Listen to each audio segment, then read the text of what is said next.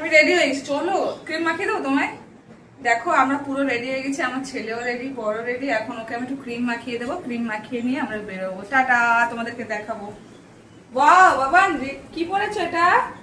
কি পরেছো? Watch. Wow, তোমাদেরকে তো দেখিয়ে দিলাম যে আমি রেডি হয়ে গেছি, কিন্তু চুলটা না আমার প্রচুর ড্রাই হচ্ছিল।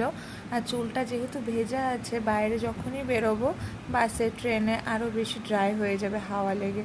তাই ভাবলাম বাড়িতে একটা সিরাম রাখা রয়েছে, সিরামটা মাখি।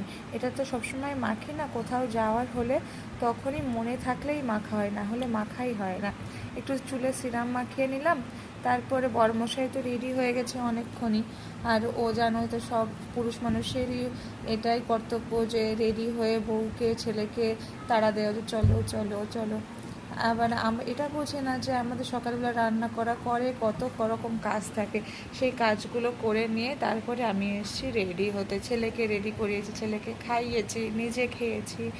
তারপরে কিছু কিছু টুকটাক জিনিস নেওয়া ছিল, সেগুলো ব্যাগে গুছিয়েছি। এই যে তারপরে রেডি হয়ে এখন আমি বেরিয়ে পড়ব।